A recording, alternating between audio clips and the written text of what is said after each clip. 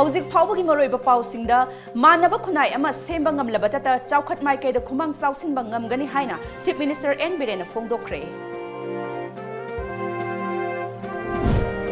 Laingak na Paikat Iba Yaipa Thaurang Sing, Miam the Mapung Pana, Kangan Bangamdri.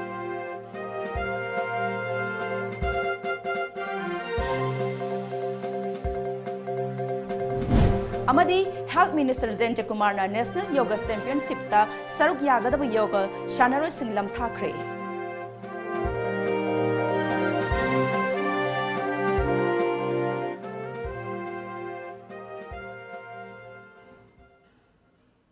Kurumzari Times of Manipur gi nungtil pau mi yang tabiriba singbu Vidyapati Mayang lamam taram na okchari amadi pau sandokna pizari. Minority amadi majority haiba khenaba thamdana manaba khuna ema semba ngamlaba tata lamdam asi saukhat thaurangi maikaida sangsenba ngamgani tawbadabu aikhoi matam amadi sel gi matam khangna chatpa mathau tai haina Chief Minister N. Birena Fongdokre wafam asi Manipur State Minorities Commission na Sinduna Palace compound da leiba Sandagriti Auditorium da pangthokhiba Minority Rights Day lisingani taranipan thauram palan ga mari leinena Chief Guest ki warol piraduna mahakna haikhibani mahakna makha taraduna Lengak asna power da hek lakpa mikuptagi hauduna ngasi fawbada achau macha khaidana thabak kaya paikhatlakli matam sangna asoiba thausil kaya chatharamba kaya adu semdoktuna haujikti thabakta oina saktaklare chahi mari manga matau asumna thamoi sengna thabak tawrabadi Manipur ase yamna nungaiba leibak haibadu oigani lairaba muthatlabadi phattaba mi leiroi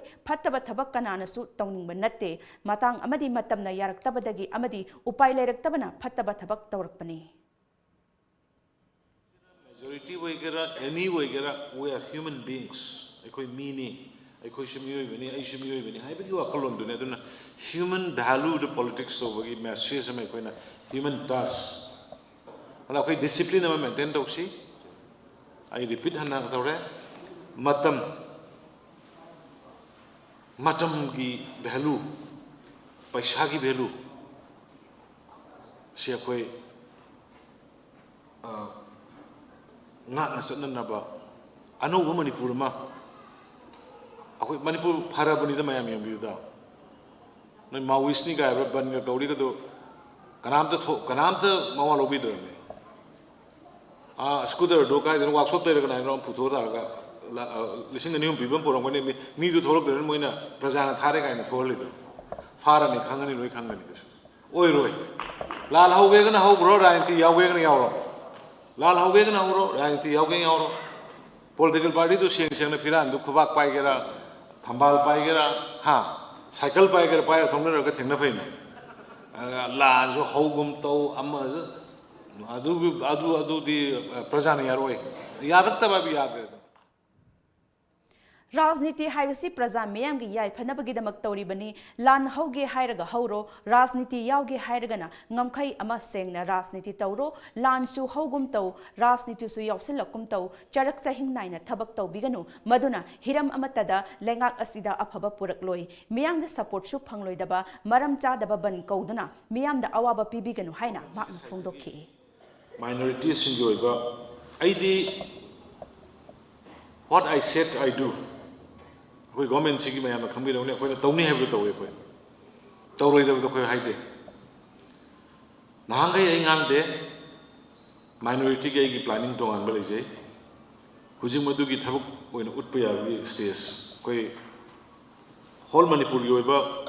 irrespective of affiliation of the political parties koi committee me seme striking area First, could magada usi minority concentrate on a labor. Lilong the Hogani Lilong is survey to Wayambalore PM Yum Lake the Yum Sagada 1,500 nearly 2,000 may have identified over Haying Tarikunipan the program of Simbani Mother minorities Singi Maitai Pangals, some Nupi Singi, women's market, Bakaror, Marigala, Contraviama, Zatavolagani, Saragani, Long Canada, Savana Mando, the Long the Sagani, Equigi 50 bedded girls and boys hostels. ITI hojik lei ribu do koi skill development ki poto ongkhat na ba koi madugi government ki hojik series meeting particularly to uplift the weaker section. Leingakna Sakhat Thaurangi Oiba scheme Kayama Paikat Labasu, Impal Makta the Labor Mapam Karadadi, Chief Minister Gi Haksel Gitengbang, CMHT card, Karino Haiba Pauba, Kanglam de Yaure.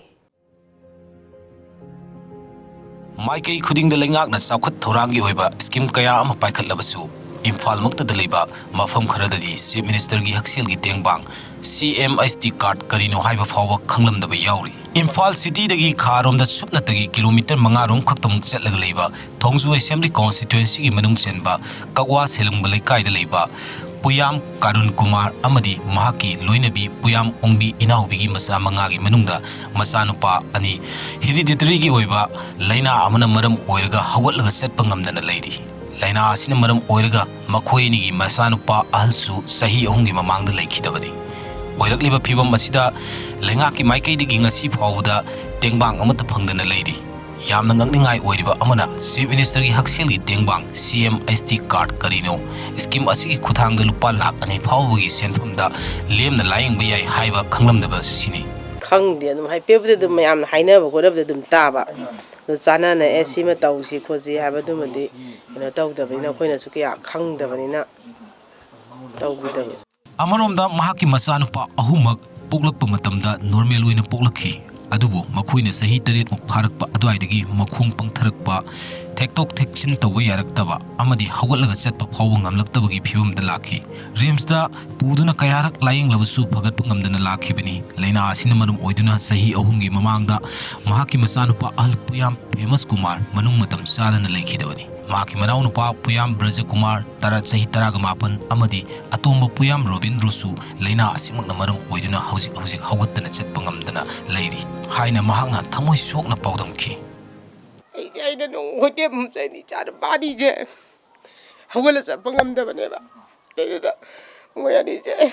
amana turaga amana nanthi ha adu ta de je boje futu pangam ina pura dum ada leire ba ko adu do ma je leibadagi tha manga tar phudi leiminara me baiga adu ma je yam sole ba walaga sapasengam da pham sum phamam badagi ma je pham ngangidre ba dagi manangan ga tar wena ko gi ba ba phok thok to ko loi tawe ba ai yam ngai gi de ro ji su di ma de ka so ngam de ai aham ba icha so ye ba ni ya isin ngai te ma je Haukiba Todokna Hokri Sangna Lehuriba Mahaki Machanupa Ani Asigi Kanmada Yum Tadokuna Sil Tanbasu Yadabana Awa Pibo Mamada Imung Asi Hingli Lengaki Maikei Digi Mating Pangbi Yaba Lairagadi Mating Kazitang Oirasu Panganimbi Apamba Lehuri aina leidabadagi ko laying mangamdana isana pa hansimasu sumaina hagolaga satpa ngamdadana mase leigidreba ko aduna hoji leiriba isa ani se kogi kari kanagumba kaigumba sangsala mayoro sarkar gi maigedagi oroko si aigi isa sengtang mating tawbiraga laying biraga isa sengna aigi mitang tang hagolaga satpa khopodo amtang di mama oina uzaningi Nakalamaromda Apokpa Puyam Karun Kumarna Imung Asigi Uriba Pibum Asina Hingnabagi Lanfamda Awaba Kaya Ama Adumuk Mayoknari Lengaki Maikei Pangbaya Scheme Singsu Tizil Hoda Badangasi Fawa Mating Mata Pangana Lady Punduruki Masi Aina Kaya Tizil Tawdre Samna Jarabda Adubu Maya Mamadi Yon Pangnay Launay Tawnay and a high Adubu Masi Aisum Mari Makongji Kaya Kangdabanina Si Matangita Aina Kazitang Knowledge Wale Adu Akogi Laiba Isinau Mayama Dagi Mari Lenaba Singna Tobirapu do the Ngai Lecture Manipur Lengakna schemes kaya Anoba schemes kaya Amadi Kudong Chaba Kaya Late Larva Mui Kagi the Mukta Sembi ba Leragasu Hariba Kudong Chaba Singasi Kangdaba Udaba Haibatare awareness watpana Mui Kaya the Kudong Chaba Singasi Fangbangam than a lady. Infalgi Mayol Maktada Ladiba Kawa Sidisu Imung Asida Ladiba Mui Ani Ahum Ayambana मखोंग Chatap ngamdana leiri adubu makhoina si minister gi haksel gi tengbangi oiba card fowa kadino khangamdaba se yamna ngakningai abani paudam jariba as sharma cameraman Sharad Chandra galoinana Tom TV News Imphal Yoga Physics Federation of India na sinduna tha asigi kunithoi digi kunmari fawo West Bengal gi macheda pangthok kadaba National Yoga Championship lising ani tarani panja saruk yagadaba yoga sanaroi humdraga taruk ngase ayuk Kangla Western Gate tagi Health Minister Zenja Kumar na lamthakre khongsat asiga mari lenana Health Minister Zenja Kumar na Manipur da yoga masana asigi thak hanadagi wangna leire miyamna su yoga asi pamnabagi changwang khatlakli West Bengal gi macheda pangthok kadaba championship asida saruk yaba chatli Manipur gi sanaroi sing mithoi mehen taraktuna Manipur gi mingsat purak pangamba oirasanu haina makna yaifa fauzal piki National Yoga Championship 2018 da khoi yangang sunna tongan level la tongan tama category da sona ki mana matung purakani loina mayam da Manipur da yoga atna haiba makal gi kuchana haibisu ai natragana khoi hakchang sajan haibisu ai ado hai makil port se mase we have promotion to was in Massachusetts wang to we to the national level madugi standard to yore hadna ha to madugi so no maki madugi mai pak po madugi message puro lakani ha bagi asatami ado kamyam pulaga ishor mahum da asem lai phumchi mamang da ishor mahum da atali bangang myam mai pak na mangoloi na Manipur gi chat puraga lakpo shno ni short pul numit nini Chathagadaba Manipur Legislative Assembly gi mifamda bill ahum puthoknaba cabinet na ayaba pikre hiramsigi matangda Tom TV na phangba pawgi matungina ngarang phamkhiba cabinet mifamna tha asigi kun amadi kunma thoida phamgadaba taruk suba assembly session asida the Manipur Protection from Mob Ngakpigani the Manipur Protection from Mob Violence Bill lisingani taranipan Manipur International University Bill lisingani taranipan amadi the Manipur Goods and Services Tax Amendment Bill lisingani taranipan puthokani mifam asi ningthina chathaba yananaba darkar oiba thabak sing Assembly Secretary na paikhatkre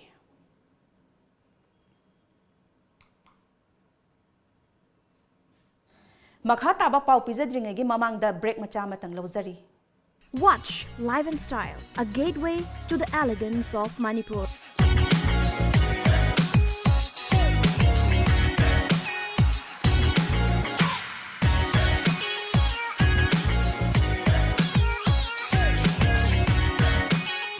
Live and Style, every Saturday night 7:30, only on Tom TV. Breaking matungda pau makhata na pizari Manipur gi IS officer singi manungda khwaidagi naha oiriba Mayang Lambam Rajkumar Singhana border town Moreda ADC oina posting lakpada More gi meyamda harau nungaiba phongdokpaga loinana sakhang maikhang nabagi thoram ama pangthokre ngasi More Trade Center gi convention hall da pangthokhiba thoram aduda Moreda lariba tongan ba community singi luchingba CSO student organization watam amadi sarkar gi official singna saruk yakhi ADC More M Rajkumar na mahakna leiringai matam gi manungda More Town da awanba ama purak na bahot nagani hauzik More Town gi amot akai hundokpham leiriba asi mari leinaba singa tanaduna mafam chaba ama silagani haina thajaba pikhi development push tawragasu awaba ma thinagani haideba and for example South Korea minus of is minus of Manipur so All More Auto Owners and Driver Welfare Association More na sinduna association asigi kungamathoi suba mapok kumon palan thoram ngasi More ward number 3 da pangthokre thoram adu da More gi OC Letko ho Wi-Fi nipu humdoi suba AR gi Major RK Sharma additional SP KH Robinson amadi DSP Thomas Thokchom sarugyakhi Imphal East District Lamlai Police Station na konba Sajiwa Zel Lamkhaida ngarang Maruti I-20 na thomba de mioi ama laikan na bangam dana laikhidraba mioi adu khurai konsam laikai dagi konsam iboyai ma chahi yankhai ga taret apokpa laikhidraba Manichandra Kawi thaudok aduga mari leinana Lamlai Police na case ama lakhatkre hairi tha asigi tara manga da Churachandpur Police Station gi manung chanba Jamumnohu khulda laikhidraba mioi ama Chatnabagi matung ina phumnanaba kom tawringaida nongmai kapsilakpagi thaudokta mioi mari soktuna Churachandpur District Hospital da laikannabagi thaudok adoda chenaba mioi ama ngarang police na changjarakre hairi khutlai ga loinana changjarakhraba mioi adugi maming ti donglian chahi yankhai ga manga apokpa laikhidraba Jilin Jokhoi Kowi, Churachandpurgi Kairik Khuldagini Hairi. Saukhat Minasi Bolero Finance Haina Mingthonba Microfinance Ama ngasi Imphal East District ki Bamo Lekaida Saknai Raba actor RK Somendro Kaikuna Haunabi Matungin Hongdokre. Thoramaduda Aikhoi Masel Punna Hingminaba Hotanabada Microfinance na Achawu Mateng Ama Oiri Achawa Selfam Puthokuna Lalon Itik Tauningba Singi Mapamda Apikpa Interest Lauduna Kudong Saba Kaya Piriba Asi Thagatningai ni Haiki. Saukhat Minasi Bolero Finance ki sanga minasida ai buzbadon to pe na to che du maru ina man bodeng asi sugumba finance pagi yamam topic tara sugumba bazaar man pul leiba parja ge awaba mam da khaji khaji to meeting pangna ba koina honara ga si lam mayam da sumana sum namna hona mi da pa to singa koi yan maje man pul lei tala mam da singa sugumba na pick ba amount da mam meeting panga so I know some Himinabagi and beam on Brazil opposite and Tapu Sari and Tunga and Life then it's a baby financial. Yamna maru iba khongthang ama oina ngarang Bharat Sarkar amadi khango konyak na luchingba NSNK anigi marakta leiriba nungaina daba kaya adu kokna ba mifam ama Delhi da pangthokre pawgi source amagi matung ina mathang chahi gi January da ani suba mifam amuk pangthoklagani hairi.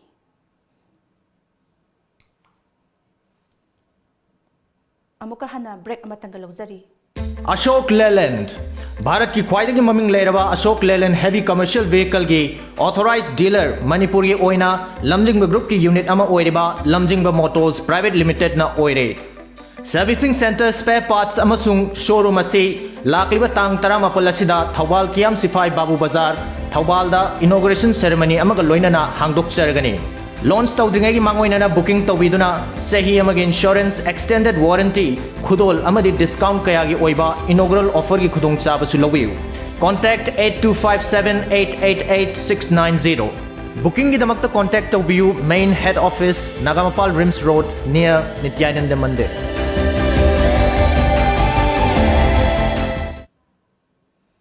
Break की मतुंगदा पाव मखाता न पिजरी आंध्र प्रदेश ता cyclone Phethai योरखरे अमदि Indian meteorological department ना नोंग अकनबा लेगनी हाइखिबगा लोइनाना Odisha government मियोय लिसिंग तारामा थोइरोम सा फगदबा मफमदा लेहनखरे east Godavari district की केतरनिको ना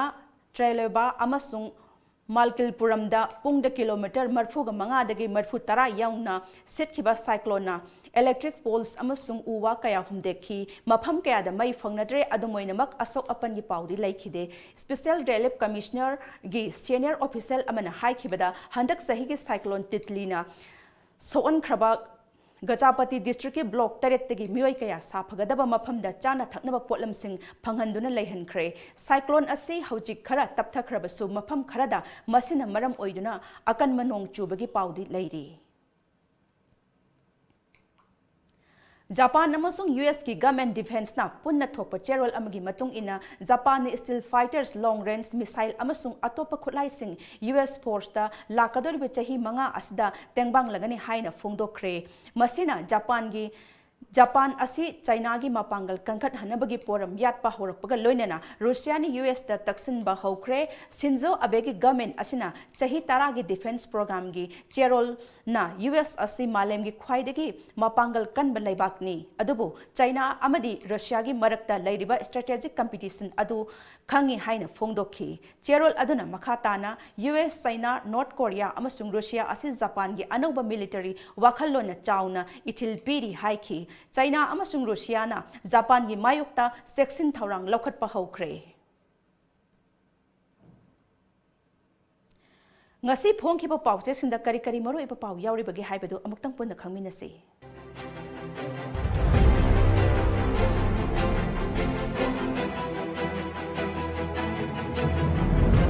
Sangai Express Railway ki thabak sing palhandanaba PMO na thabak laukhatli Tata na grassroots football school sing hangadori Kuman lampa ki flood lighting system Prime Minister na urep uyung tamlagani Chief Minister Lam khopsil laga saba yum sing tak thokre Crore manga rongi popi pambi yanthat kre drug ki case ta napna fakhiwa DSP remand lokthakre Naharol gi thaudang Manipur da grassroots football school kuntral nikhatnaba state sarkar na CML ga MOU sign taunakre Jun Mari da Prime Minister Kumal Lampakta flood lighting system installation gi jatra hunba lakani. Chief Minister Maoist ki general strike na chauna akai ba thokan khre gari mai tha khre. MSRLM na DDUGKY gi makhada training amasung thak pi gadaba agency kaya ga sign tawna khre. Vijay Divas palan pangthokre. Chief Minister na Assam Rifles amasung Army bu thagat phongdokre. Huyen Lan Pau mob violence ki yauna bill ahum assembly da puthoknaba lebna khre. MSRLM ga agency taramathoi ga MOU khuyek pinakre. Masana masabu thabak pizadaba honrakpa nahasingda piva yaba mateng pigani. Chief Minister Kairau khunauda drug testing laboratory sanaba urep uyung tamkhre. DSP Banka Vihari makhatana police custody da remand lauthakre. Ichel Express flood lighting system thamnaba Prime Minister na urep uyung tamlagani. Chief Minister Lamdam asida grassroots level dagi football masana chawkhat hannaba government na MOU sign tawnakre. Muslim Girls Hostel amadi Waqfa Board Thugairam Singh akanba chairak piyu. Lup Singh Thabak suningdaba singna kanaba lauge khalloidabani. Ireibak January Marida Prime Minister Narendra Modi na Kumal Lampak Main Stadium da flood lighting system hawdokani. Naha singda thabak pinanaba MOU khuyek pinakre. Startup ki khudong saba lauduna thabak pinaba honasi. Chief Minister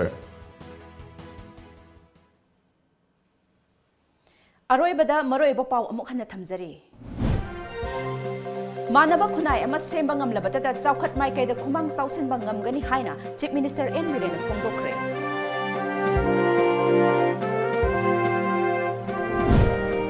Laingak na paikhat iba yai phathorang sing miyam da mapung phana khangan bangamdri.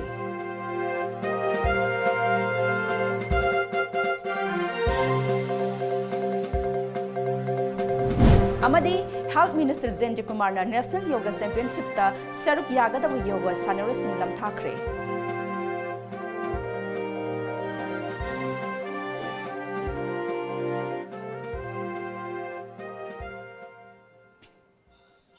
Hauziki oinadi Manipuri pau matang saloi sinjare ehen pau ga loinana numidang pung makbal na mu phangbigani.